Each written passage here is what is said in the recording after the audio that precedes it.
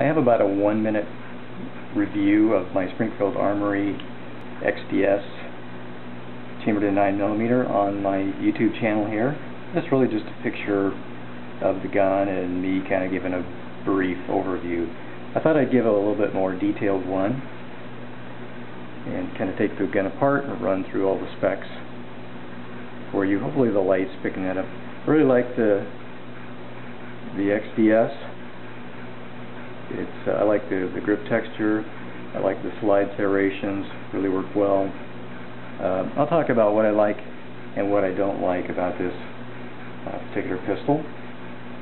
So first let's do a safety check. Magazine's empty. No rounds in the chamber.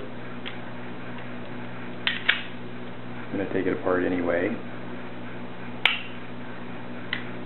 Just take it apart, push the slide back, lock it back, push up this little lever.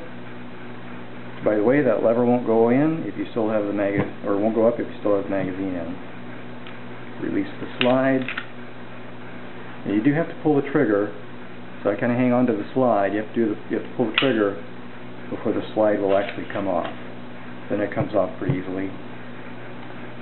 So let me run through some specs while I continue taking it apart here. So the weight with an empty magazine is 23 ounces. The height, bottom to top, is 4.4 inches. The length is 6.3 inches. And the width is less than an inch, or 0.9 inches. So it's pretty small gun. It comes with 2 magazines. They hold 7 rounds each. You can get magazine extensions or longer magazines that carry 2 more rounds, and it does stick out a little bit further, almost the length of, getting close to the territory of a full-size gun. So anyway, why did I pick this gun? I had a Springfield Armory XDM 4.5-inch barrel for about 18 months, and I was getting fairly proficient at it. I was, consistently shooting, not bad, I'll say. But I decided I wanted a conceal carry, and that was just too big of a pistol for me. So decided to go with the Springfield Armory XDS. It's the same platform, so I already had the familiarity, and there's a few differences, but not enough to be any problem. I'm not a big guy, so I don't have a lot of waistline to hide a gun, so this particular size works out very well for me.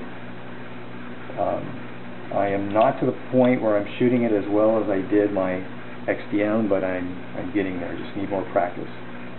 So here's a recoil spring and guide rod. It's very nice. This dual spring system and handles the recoil, I think, very well for a small 9mm. So I think they did a good job on that. The barrel, again, it's a 3.3-inch barrel.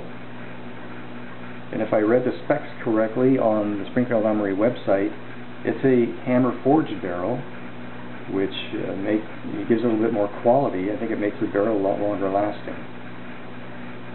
So it's a striker fired pistol, and the striker assembly is right in here.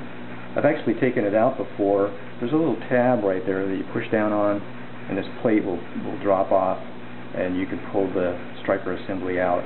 I won't do it right now, but I take that out every once in a while and just wipe it off. It has a chamber indicator, so if there's a round in the chamber,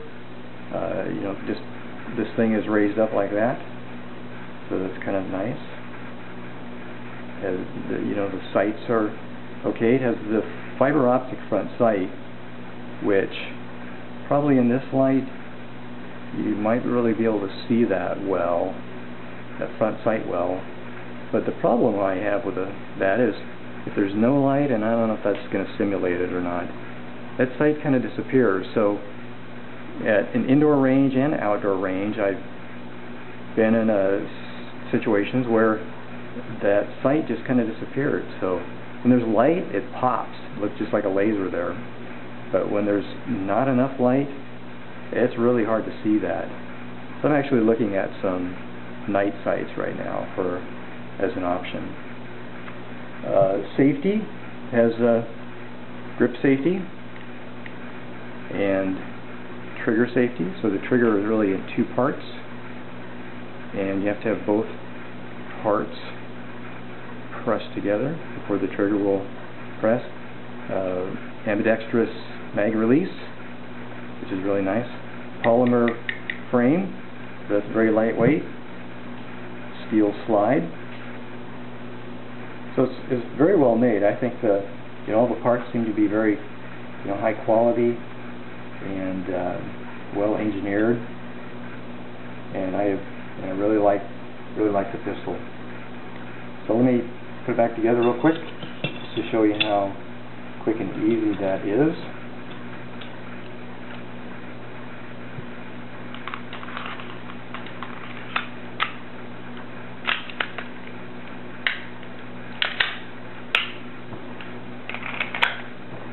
And there you have it.